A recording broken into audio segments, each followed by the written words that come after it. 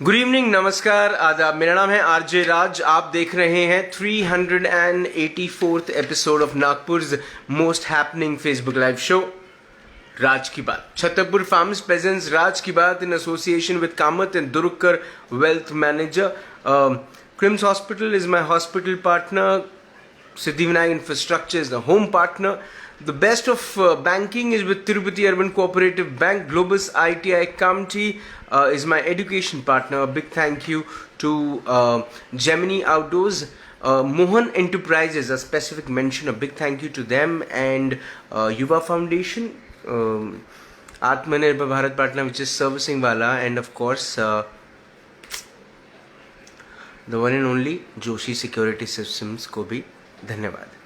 Well, आज एक बात आप सबसे करना बहुत ज़्यादा ज़रूरी है, और वो ज़रूरी क्या है? वो ज़रूरी क्या है आपको ये बताना है कि कल शाम तक नागपुर शहर के हालात क्या थे कोरोना वायरस को लेकर, कोरोना वायरस की गिनती को लेकर, कोरोना वायरस के एक ऐसे नंबर को देखकर जिसको देखने के बाद आपका दिल जो है वो थोड़ा नहीं बहुत दुखेगा। कल 22,876 टेस्टिंग्स हुई, जिसमें से 6,461 लोग पॉजिटिव आए। नागपुर में अगर देखा जाए तो 3,649 लोग पॉजिटिव आए हैं।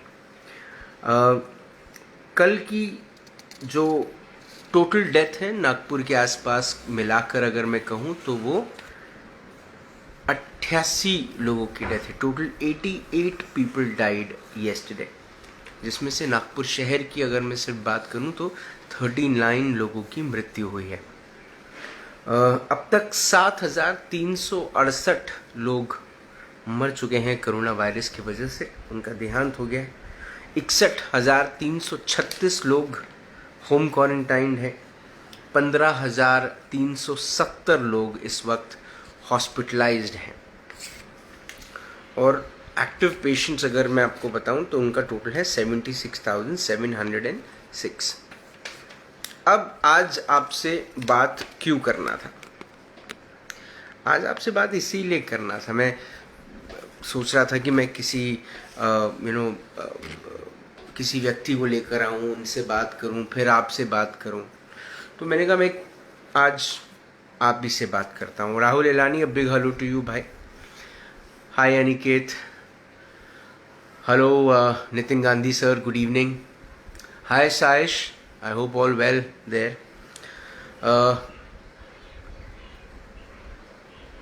Hello प्रकाश भाई, प्रकाश बिसेन देख रहे हैं। आज आपसे बात करना थोड़ा सा ज़रूरी था। ज़रूरी इसीलिए था क्योंकि मैं चाहता हूँ कि ये जो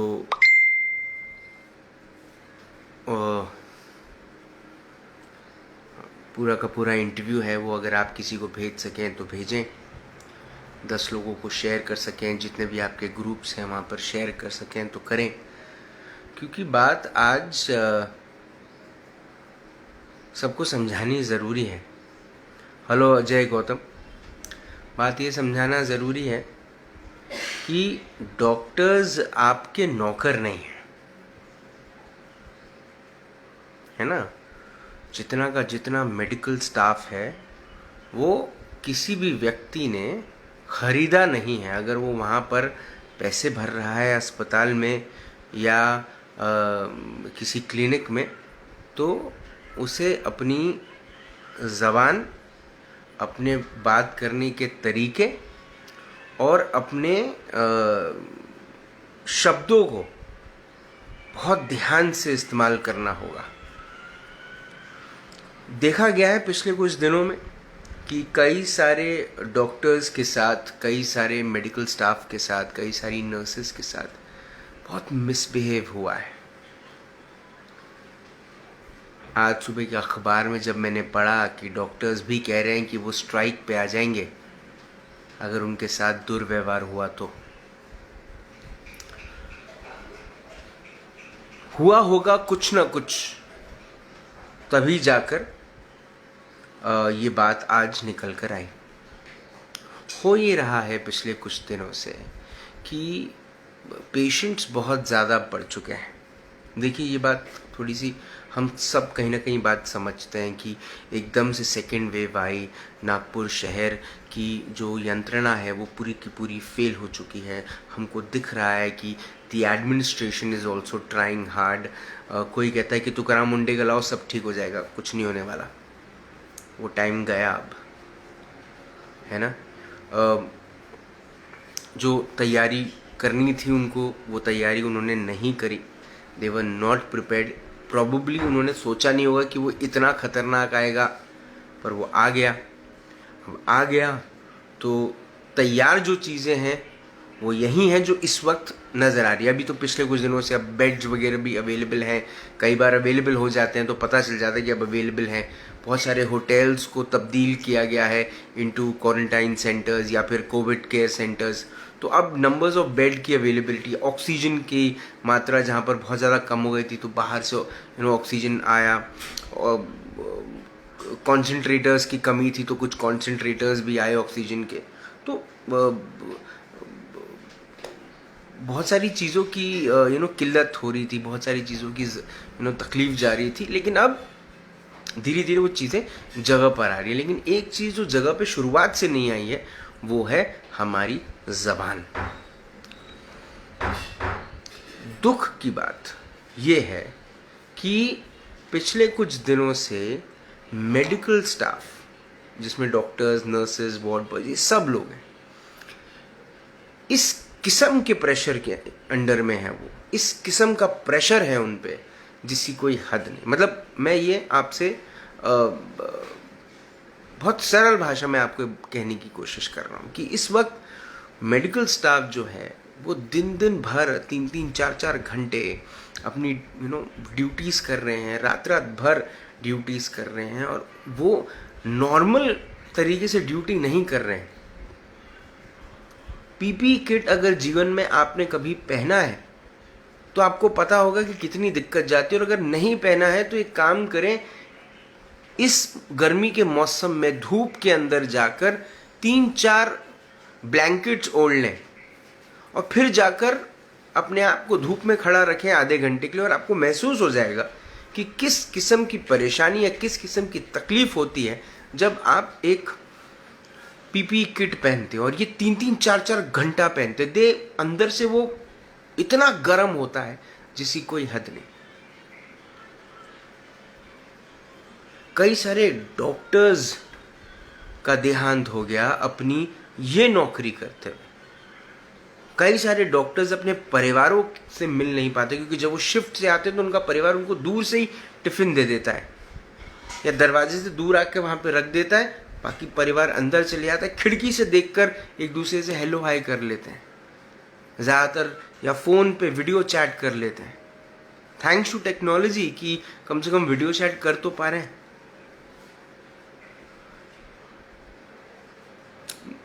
मुझे ये बात का पूरा मैं देखता हूँ कि भारतीय जनता पार्टी के युवा कार्यकर्ता, कांग्रेस के युवा कार्यकर्ता, एनसीपी के युवा कार्यकर्ता, शिवसेना के युवा कार्यकर्ता हॉस्पिटल्स में घुसते हैं, हॉस्पिटल वालों से बात करते हैं।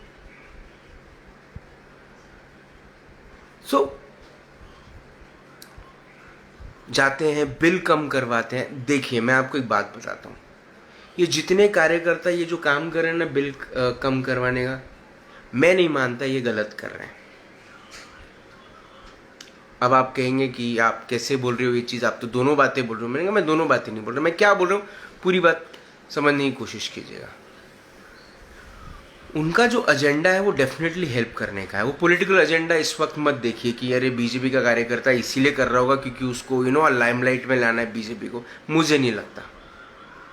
मुझे नहीं लगता कि वो लोग जो घर में रहकर अपना ध्यान दे सकते हैं, कांग्रेस के युवा कार्यकर्ता जो घर में रह सकते हैं, वो नीचे उतरते हैं, लोगों के साथ हॉस्पिटल्स जाते हैं। कांग्रेस के युवा कार्यकर्ता मेडिकल कॉलेज के मेडिकल जीएमसी के बाहर लोगों को उनके जो लोग अंदर एडमिट हैं उनके परिवार के सदस्यों को बाहर खाना खिला रहे हैं। ये सब ड्रामेबाजी नहीं चल रही, ये वो दिल से कर रहे हैं। तो जब लोगों को ये कार्यकर्ताओं का काम दिखता है, जब लोगों को एनजीओस चलाने वालों का काम दिखता है, यश गौरखड़े देख रहे हैं, ट्विंकल फाउंडेशन के फाउंडर हैं और एनजीओस के साथ मिलकर उन्होंने बहुत काम किया है during this Covid period. I salute him for his work. पर मैं कह रहा हूं कि आप ये बात समझ रहे हैं क्या कि ये जितने युवा कार्यकर्ता हैं आपको इनका काम दिख रहा है, एनजीओस जो हैं आपको इनका काम दिख रहा है, पर क्या आपको डॉक्टर्स और नर्सेस का काम नहीं दिख रहा? मैं ये बात सब पॉलिटिकल पार्टी के लोगों से भी पूछना चाहता हूँ, वो युवा कार्यकर्ताओं से पूछना चाहता हूँ, वो एनजीओ से पूछना चाहता हूँ जो पहुंच जाते हैं हॉस्पिटल्स और बोलते हैं सर लाखों का बिल कैसे दे दिए। जब तक प्यार से चीजें हो रही हैं तब तक सब शानदार है, लेकिन जब बात गुस्से में आ जाती है, बात अभद्र भाषा का इस्तेमाल करने की आ जाती है, जब बात मिसबिहेवियर की आ जाती है, जब बात गाली गलौज की आ जाती है, तो वो डॉक्टर्स ये चीज डिजर्व तो नहीं कर रहे ना।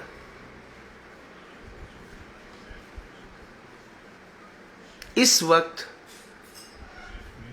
मैं ये भी मानता हूं, मुझे मालूम है कि कहीं ना कहीं इस बात को लेके भी नाराजगी है कि डॉक्टर्स, कई सारे प्राइवेट हॉस्पिटल्स तो आसमान छूने वाले रेट्स लगा रहे हैं। उन्होंने एक रेगुलेशन आना चाहिए, तो सरकार ने वो रेगुलेशन लगाया ना, हर प्राइवेट हॉस्पिटल में एक ऑडिटर बैठा हुआ है, वो ऑडिटर अपना काम कर रहा है। अगर आपको ऐसा लगता है कि ऑडिटर अपना काम नहीं कर रहा तो आप उस पे आप कार्रवाई करो, उसके ऊपर में आप उसकी कंप्लेंट करो। अब बात आती है डॉक्टर्स के मिसमैनेजमेंट को लेकर कि किसी हॉस्पिटल में क्योंकि डॉक्टर्स ने चीजें बराबर मैनेज नहीं की, क्योंकि वहां पर इलाज बराबर नहीं हो रहा, ये हॉस्पिटल तोड़ दो। अरे क्यों? तुम्हारे बाप का हॉस्पिटल है क्या? डॉक्टर चाहता है कि तुम्हारे घर का सदस्य जो एडमिट है वो मर जाए? नहीं। डॉक्टर को तो जिस दिन वो डॉक्टर बनने के बारे में सोचता है उसको उसी दिन से वो लक्ष्य उसके जीवन में आ जाता है कि मेरा काम अब लोगों को बचाना है। धरती पे हम तीन ही लोगों को भगवान स्वरूप देखते हैं, माता पिता, टीचर एंड डॉक्टर। भगवान स्वरूप देखते हैं हम उनको। पर जब पैसों की बात आती है तो हमारी भाषा क्यों खराब हो जाती है?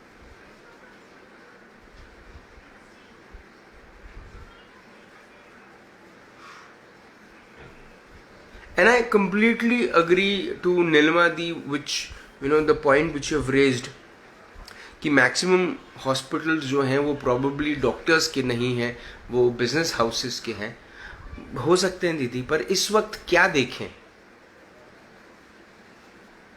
इस वक्त क्या देखें? देखिए, जीएमसी में इलाज हो रहा है, आईजीएमसी में इलाज हो रहा है, मेयो में इलाज हो रहा है। प्राइवेट हॉस्पिटल एक व्यक्ति कब जाता है? जब उसको कंफर्ट चाहिए। वो इलाज कम देखता है, उसको कंफर्ट चाहिए, उसको अपना एक रूम चाहिए, उसको कंफर्टनेस चाहिए। वो जीएमसी में जाएगा तो गंदगी है। अपने लाइफ में एक स्टैंडर्ड ऊपर जाता है तभी तो ये सब चीजें सोचता है ना कि मैं प्राइवेट हॉस्पिटल जाऊं, या मैं प्राइवेट हॉस्पिटल को अफोर्ड कर सकता हूं, इसलिए तो हॉस्पिटल जाता है। आप बस आ जाओगे सामने और डॉक्टर्स को चेतावनी दोगे कि ये डॉक्टर्स संभल के।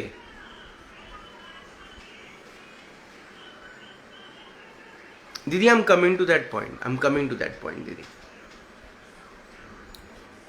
आई am also saying from that point of view also, वो बात भी मैं करूंगा। पर अभी आई जस्ट वॉन्टेड टू से कि आप कब तक इनको धमकाओगे? और इनको इस वक्त ये जिस किस्म do we agree on this point that they are working under a lot of pressure? Do we agree on this point कि इस वक्त उनकी जिंदगी में कुछ नहीं है सिवाय पेशेंट्स को ठीक करने के? Do we agree on this point that they are also humans?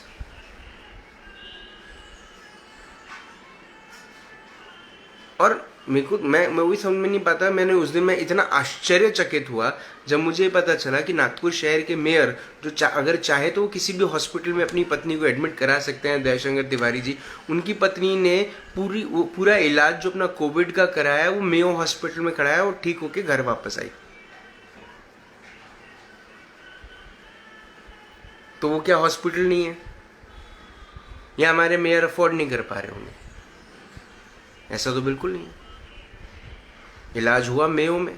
मैं जानता हूं ऐसे कई सारे लोगों को जिनके परिवार के सदस्य मेयो में गए, एडमिट हुए, वहां पे ठीक हुए और वापस आए।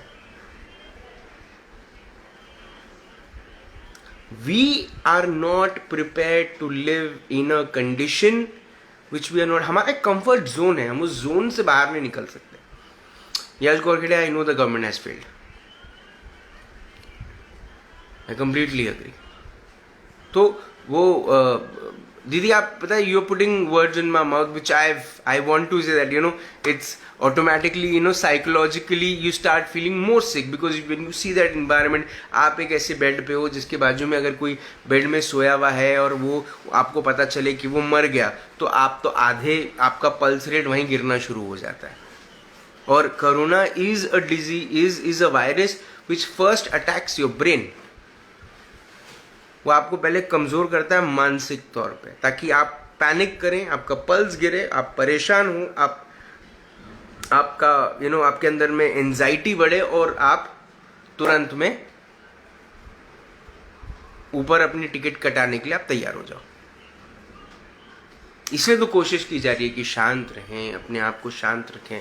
ये नहीं देखें इस वक्त की क्या फैसिलिटी मिल रही है।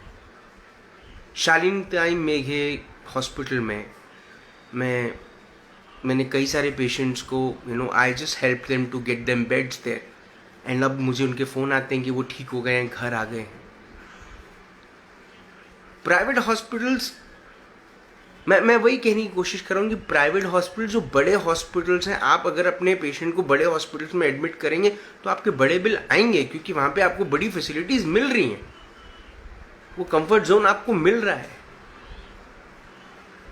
और मेडिकल माफिया और ये जो शब्द है ना, मुझे ऐसा लगता है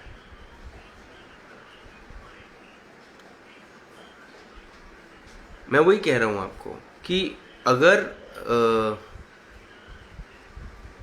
पीएम की वाइफ भी एडमिट होगी ना, नीलमा दी, तो उसको वही ट्रीटमेंट मिलेगा। और ट्रीटमेंट बुरा नहीं है, ये तो मैं कहने की कोशिश कर रहा हूँ। ट्रीटमेंट बुरा नहीं है, ना मेयो में ट्रीटमेंट बुरा है, ना जीएमसी में, ना कुछ नहीं। तो इतने सारे लोगों का विश्वास नहीं होता। विश्वास है लोगों का, क्योंकि वहां पे ट्रीटमेंट अच्छी मिलती हैं। I know people who have said it and I hope you trust me on this, that people have recovered and people have come home and people have appreciated the kind of work the doctors have done. But then इस किस्म की भाषा, इस किस्म की aggression अगर आप जाके डॉक्टर्स को दिखाएंगे तो उन पर क्या बीत रही है जो 24 घंटे काम कर रहे हैं। And the idea is not to this is not a right time to do it. कहने का मेरा मतलब ये है कि this is not a right time to do it. This is not a right time to do it. There is an auditor. आप वो auditor से बात करें, वो ऑडिटर वो चीज देखेगा। 4 लड़के ले जाना, झगड़े करना, ये अगर आपका एजेंडा है तो आप गलत एजेंडा पे काम कर रहे हैं। और कोई भी डॉक्टर कभी भी ये नहीं चाहता कि वो पेशेंट को मारे या उसका नेग्लिजेंस हो इस चीज को लेकर। This is not a right time to do it. There is an auditor who sitting in a private hospital, the billing has to go through him. He is answerable कि अगर ज्यादा पैसे लग रहे हैं, he is the one who can actually correct things. This is what I understand. ये ऊपरी है, स्पेसिफिक केसेस में चीजें बदल सकती हैं। कुछ ऐसे केसेस होंगे जहाँ पर चीज़ें अलग होंगी। और मैं अभी वही कह रहा हूँ कि अभी इस वक्त आप डॉक्टर्स को जाकर गलत भाषा का इस्तेमाल करेंगे, आप डॉक्टर्स को जाकर, आप मेडिकल स्टाफ को जाकर आप धमकाएंगे, कुछ बोलेंगे, कुछ गलत शब्दों का इस्तेमाल करेंगे, मिसबिहेव करेंगे, ये वक्त सही नहीं है उस चीज़ के लिए। I am just saying respect doctors, respect them now and let them do their job. उनका दिमाग शांत रहेगा कि नहीं, हमारे साथ लोग अच्छे से बिहेव कर रहे हैं। उस बात को उनको वो फील कराना जरूरी है कि they are right now, they are, why are we calling them warriors, why are we calling them warriors, why are we saying they are front line warriors, they are front line workers.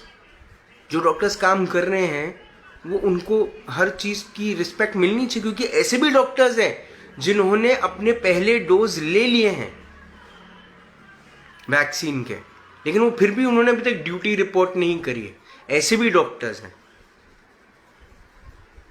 जो घर पर बैठे हैं और अपना अच्छा काम नहीं कर रहे हैं। Hi Ramnik, good to see you Ramnik, I hope all is fine at home. ऐसे भी डॉक्टर्स हैं जिन्होंने दोनों वैक्सीन की डोज ले ली है, लेकिन अभी तक वो ड्यूटी पे उन्होंने रिपोर्ट नहीं किया है। उनके ऊपर मैं बहुत दिनों से बोल रहा हूँ कि कोई कानूनी कार्रवाई करनी चाहिए, क्योंकि डेटाबेस है हमारे एडमिनिस्ट्रेशन के पास, उनके पास वो डेटाबेस है। they can get hold of these doctors and question them, why aren't they reporting to work, because they were eligible, yeah, they were lucky enough to get the vaccine. हमारे यहाँ तो आज से शुरू हुई है, उनको तो पहले से मिल चुकी है वैक्सीन। मतलब उनको हमारी सरकार ने उनको तैयार किया कि भैया हम आपको वैक्सीन दे रहे हैं, हम आपको तैयार कर रहे हैं, अब आने वाले वक्त में जब हमको आपकी जरूरत पड़ेगी तब आप आ जाना। पर वो डॉक्टर्स गायब है। ऐसे डॉक्टर्स पे एक बहुत बड़ा केस चलना चाहिए, मुझे ऐसा लगता है। ऐसे डॉक्टर्स पे एक सजा उनको मिलनी चाहिए, या उनके डॉक्टर्स के उनको जो उनका लाइसेंस है वो कैंसिल कर देना चाहिए। My request is just today, which you can share it to whomever you want to, is let's respect the medical staff. Let's respect the doctor. आप प्राइवेट हॉस्पिटल में दे रहे हैं, ऑडिटर है वो बिलिंग देखेगा। आप गवर्नमेंट हॉस्पिटल में कर रहे हैं, मुझे पता है गवर्नमेंट हॉस्पिटल में बहुत सारी चीज़ों की तैयारी नहीं है, ये शायद है भी, पर इसका कहीं मतलब नहीं, क्योंकि इस वक्त सब का दिमाग जो है उसमें बहुत आक्रोश भरा है, बहुत आक्रोश है, बहुत डिससैटिस्फैक्शन है, बहुत सारी चीज़ों की कमियां हैं। वो कमियों को कैसे फुलफिल करें, वो चीज़ों को कैसे डील करें, इस वक्त सब जो घर के बाहर हैं वो भी, जो घर के अंदर हैं वो भी, इस बात पे लड़ रहे हैं अपने आप से, और शायद उसके बाद उसका गुस्सा किसी और पे निकल जाता है कि कैसे इस पूरे के पूरे सीन को हम डील कैसे करेंगे, सिचुएशन को कैसे डील करेंगे। अच्छा, इतना मुश्किल भी नहीं लग रहा कि आप इसको डील नहीं कर सकते। You can actually deal it in a very very beautiful manner, very easy manner. आप अपने आप को चिल करो, आप अपने आप को रिलैक्स करो। ऐसे लोग जिनको मैंने जीवन में हमेशा देखा था, हमेशा हर चीज़ पे तुरंत में झगड़ जाते थे, आज वो लोग जिनको मैं जानता हूँ वो मुझे कई बार कहते हैं कि राज ये सब चीज़ें शो पे मत बोला कर यार, इतना गुस्से वाले शब्दों का इस्तेमाल मत किया कर। ये वक्त ऐसा है, इसमें बहुत शांत रख के करना पड़ेगा अपने आप को। अगर ये डॉक्टर स्ट्राइक पर आ गए, आप सिचुएशन समझ रहे हैं, पुलिस वाले, एनएमसी में काम करने वाले लोग, सफाई कर्मचारी, डॉक्टर्स, इस वक्त जो एक्चुअली में काम कर रहे हैं, इन्होंने अगर एक दिन ये कह दिया कि कोरोना बाकियों के लिए अगर है तो हमारे लिए भी, हम नहीं करते काम, हमको भी हमारी जान प्यारी, तो हम सब क्या करेंगे?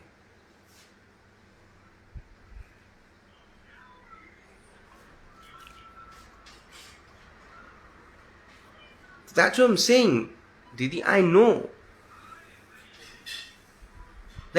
know this is so heartbreaking कि वो लोग जो काम कर रहे हैं, जो लोग एक्चुअली में फ्रंट लाइन, आप उनको वॉरियर्स भले मत बोलो, जो फ्रंट लाइन वर्कर्स है, जो काम कर रहे हैं, उनके साथ आपकी भाषा, सिर्फ आपके ऊपर में एक पार्टी का छप्पा लगा है, एक एनजीओ का ठप्पा लगा है, तो आप कुछ भी करेंगे, कुछ भी बोलेंगे? नो मैं किसी से मिलने के लिए गया था, मैं मेरी बात बता रहा हूं। मैं किसी से मिलने के लिए गया, मैंने वो हॉस्पिटल ही ऐसा था कि वहां पे कोई रोक टोक ही नहीं हो रही थी, तो मैं सीधा अंदर तक चला गया, डबल मास्क पहन के, ग्लव्स वगैरह पहन के मैं अंदर तक चला गया। कोविड वार्ड में गया, कोविड वार्ड में मैंने जो पेशेंट हैं उनको जाके मैं मिला। वो बोले मेरे को बहुत ठंड लग रही है, मुझे बहुत तकलीफ हो रही है। मैंने कहा रुकिए मैं डॉक्टर से बात करता हूँ। वहाँ पे उनका वो एग्ज़ाम वाला जो बोर्ड है, कार्डबोर्ड, वो लगा हुआ था, उसके ऊपर में उनकी दवाइयों की पूरी शीट थी कि उनको क्या क्या प्रिस्क्रिप्शन मिला है, वो सब। वो मैंने उठाया, मैंने वो पढ़ना शुरू किया। जो चीज़ें मुझे समझती नहीं वो मुझे समझ में आ रही थी। और सडनली मैंने, वहाँ पे एक नर्स थी, मैंने नर्स को बोला कि मैम क्या क्या चीज़ें दी हैं यहाँ पर, मुझे थोड़ा समझाइए। तुरंत एक डॉक्टर आए वहाँ पे, उन्होंने बोला आप कौन? मैंने बोला मैं इनके साथ हूँ, मेरे को सिर्फ जानना है कि आपने जो जो चीज़ें लिखी है इसमें से क्या क्या चीज़ें इनको दी हैं और क्या क्या प्रॉब्लम है इनको। Do you know what he said to me? आप अपने पेशेंट को वापस लेके जाओ, आप अपने पेशेंट को वापस लेके जाओ। मैंने कहा सर कारण? कुछ नहीं बोला, आप अपने पेशेंट को वापस लेके जाओ। And he went in his chamber. मैंने पेशेंट की तरफ देखा, पेशेंट ने मुझे देखा, बोले क्या राज भाई आप क्यों आ गए? आई फेल्ट, अरे मैं वो डॉक्टर के पास गया चेम्बर में मिलने के लिए। मैंने उनको बोला सर मेरी नहीं, बोले मुझे बात ही नहीं। मैंने कहा सर नहीं, बोले मुझे ओवर स्मार्ट रिलेटिव्स चाहिए ही नहीं, मुझे ओवर स्मार्ट रिलेटिव्स नहीं चाहिए। मैंने कहा सर मैं ओवर स्मार्ट नहीं हूं, मैं सिर्फ जानने की कोशिश कर रहा था। And then he told his problems to me and I felt bad that why did I asked him also. He told me all his problems. I apologized to him. मैंने उनको सॉरी बोला, उनके हाथ जोड़ा। मैंने बोला सर पेशेंट को बस मत निकालिएगा। तो उन्होंने बोला देखिए सर मैं भी उस वक्त एक अलग इसमें था, मैं किसी को बचाने की कोशिश कर रहा हूँ, वो केस में बहुत कॉम्प्लिकेशंस आ रहे हैं, मैं भी बहुत परेशान हूँ, आपके पेशेंट को हम नहीं हटाएंगे। 2 दिन तक मैं टेंशन में था कि कहीं मेरे वजह से उस पेशेंट को बाहर तो नहीं कर दिया होगा। मैं फॉलो अप ले रहा था। मुझे बात समझ में आ गई उस दिन कि सिर्फ हम एक तरफा चीज सुन रहे हैं, एक तरफा चीज सोच रहे हैं। हम शायद वो सोच ही नहीं पा रहे जो शायद डॉक्टर्स सोच रहे हैं। वो कहते हैं ना कि हम सिर्फ कॉमन मैन, सिक्के के 2 पहलू होते हैं ना, कॉमन मैन का ही पहलू देख रहे हैं, हम एडमिनिस्ट्रेशन का पहलू देख ही नहीं रहे।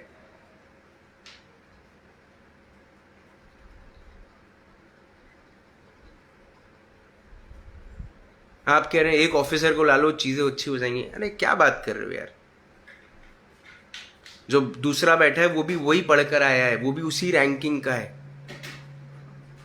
हाँ वो चीजें बंद नहीं करा देता, वो कहीं भी घुस नहीं जाता, चीजें वो अपने तरीके से कर रहा है, पर कर रहा है।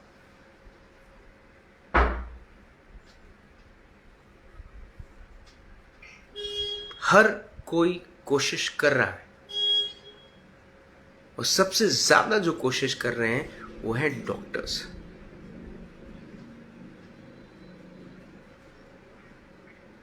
लोग इस बात को समझें कि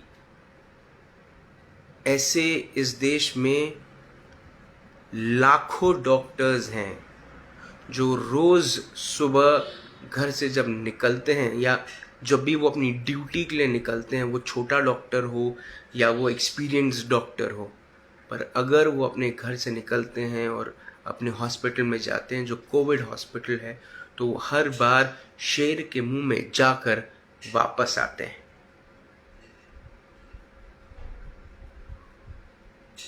प्लीज ये बात समझें।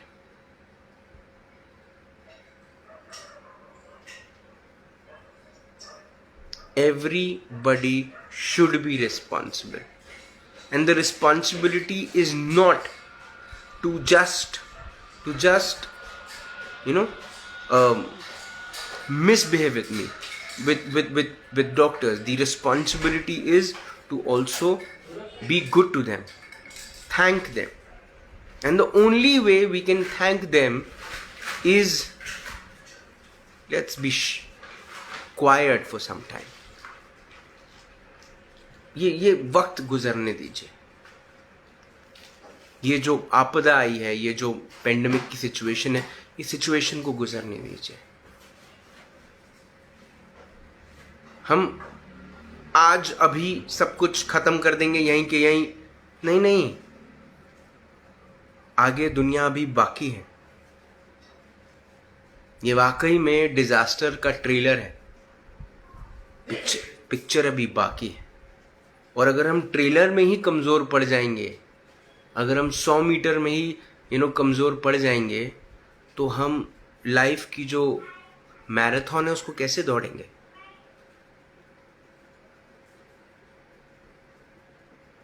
There are bigger things which are coming.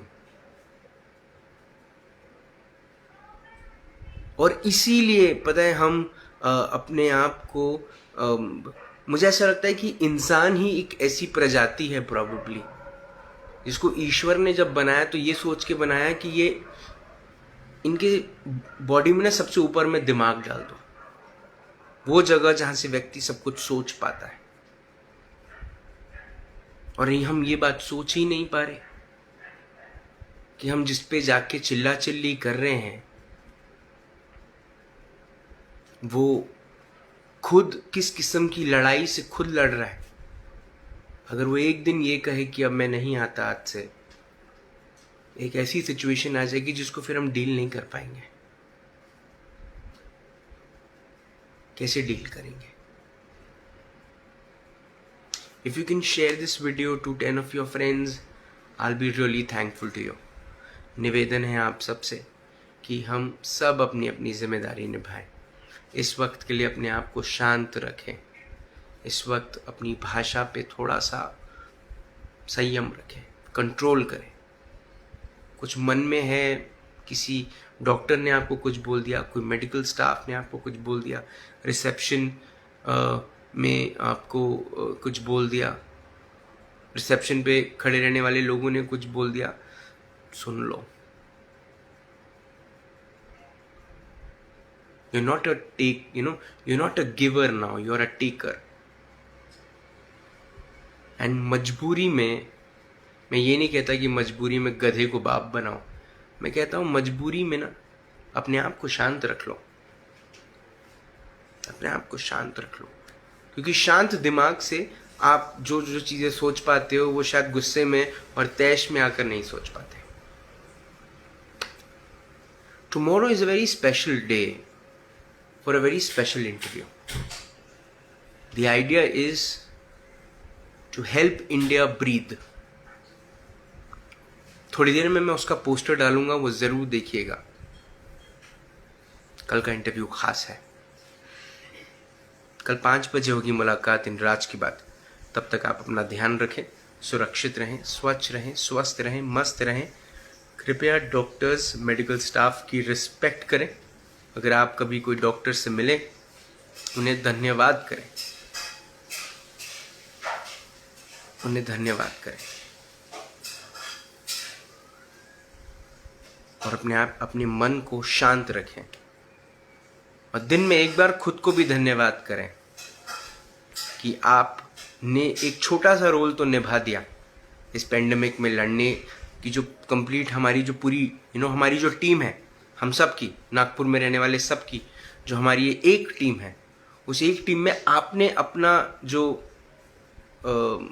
हिस्सा है, आपका जो रोल है वो आपने बहुत अच्छे से निभाया, या घर में रहकर, या किसी की सेवा करके, या मास्क पहन के, या हाथ धो के, या सैनिटाइज करके अपने आप को, कृपया अपनी जिम्मेदारी निभाएं। मैं मेरी निभा रहा हूँ, आप अपनी निभाएं। कल शाम को 5 बजे होगी मुलाकात इन राज की बात। तब तक आप अपना ध्यान रखें, सुरक्षित रहें, स्वच्छ रहें, स्वस्थ रहें, मस्त रहें, खुश रहें, व्यस्त रहें, परिवार के साथ अच्छा टाइम बिताएं, क्योंकि अभी सन्नाटा है, आगे शोर आएगा। दुनिया का वक्त आया था, आपका दौर आएगा। और जिंदा रहें। जय हिंद।